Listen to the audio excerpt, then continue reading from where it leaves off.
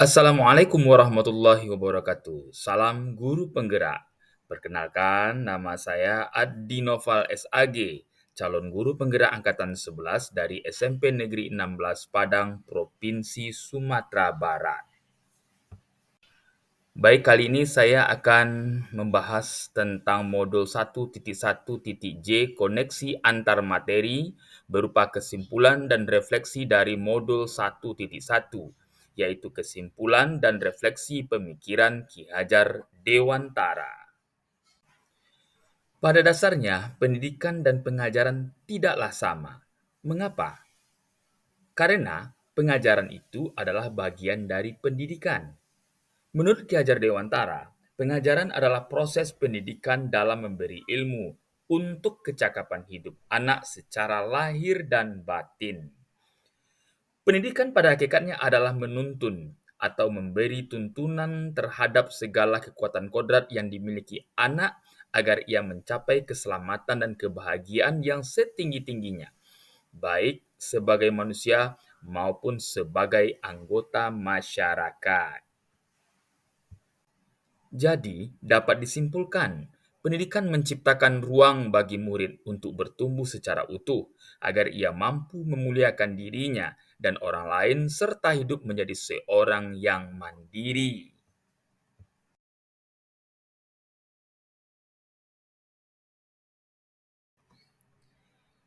Yang saya percayai tentang murid dan pembelajaran di kelas sebelum mempelajari modul ini adalah, yang pertama, jika nilai sudah KKM, saya anggap itu berhasil. Sebelum pelajari modul 1.1 tentang pemikiran Ki Hajar Dewantara, pembelajaran yang saya lakukan hanya sebatas transfer materi pelajaran saja. Saya menganggap bahwa kesuksesan dalam penyampaian materi jauh lebih penting daripada memahami karakteristik murid. Biasanya, saya hanya melihat nilai murid hanya dari aspek kognitif saja. Misalnya, ketika mereka sudah mampu mengerjakan soal penugasan dan asesmen yang saya berikan dan sudah mendapatkan nilai di atas KKM yang telah saya tentukan, saya menganggap bahwa mereka sudah berhasil dalam proses pembelajaran saya tersebut. Selain itu, seringkali saya beranggapan bahwa murid hanya sebagai objek pembelajaran saja, sehingga pembelajaran saya selalu hanya terpusat pada guru atau menggunakan metode teacher-centered learning, yang pada akhirnya saya sering merasa lelah sendiri karena belum menggunakan metode mengajar yang bervariatif dan menggunakan metode student-centered learning. Sebelumnya saya tidak memperdulikan apakah murid sudah benar-benar paham dari apa yang saya ajarkan atau tidak. Fokus utama saya adalah lebih ke tercapaian materi mengingat materi yang saya ajarkan cukup banyak.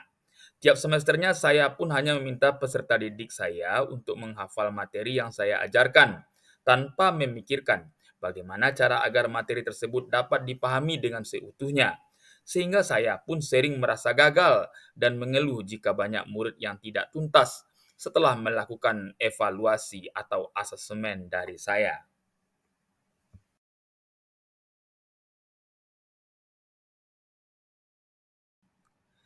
Akhirnya saya baru sadar, ternyata saya keliru. Yang pertama, proses pembelajaran mesti menyeluruh. Setelah mempelajari modul 1.1 tentang pemikiran Ki Hajar Dewantara, saya menyadari bahwa apa yang saya pikirkan dan saya lakukan selama ini tidak tepat. Seharusnya saya melakukan proses pembelajaran secara menyeluruh, bukan hanya aspek kognitif saja, namun juga efektif, psikomotor, spiritual, sosial, dan budaya. Itulah bagian dari proses pembelajaran seutuhnya. Ternyata saya keliru besar. Bahwasanya saya sebelumnya menganggap murid adalah objek pembelajaran. Oh no, ternyata murid adalah subjeknya pembelajaran. Murid bukan sebagai objek pembelajaran, melainkan subjek pembelajaran. Artinya, murid memiliki kebebasan untuk berekspresi, mengemukakan pendapat, dan berkreasi sesuai dengan metode atau model pembelajaran dan media yang tepat. Akhirnya saya sadar, saya keliru. Setelah mempelajari modul 1.1 ini, makanya saya paham saya sebagai guru seharusnya mestinya menjadi fasilitator dalam pembelajaran Guru harus ikhlas dan penuh kesabaran dengan segala ketulusan hati agar terwujudnya pembelajaran menyenangkan dan berpusat pada murid. Selain itu, saya juga harus mempelajari karakteristik murid, karena setiap anak dilahirkan dengan kelebihan dan kekurangannya masing-masing. Saya harus menghargai setiap karakter murid, berikan kesempatan untuk mereka tumbuh sesuai kodratnya.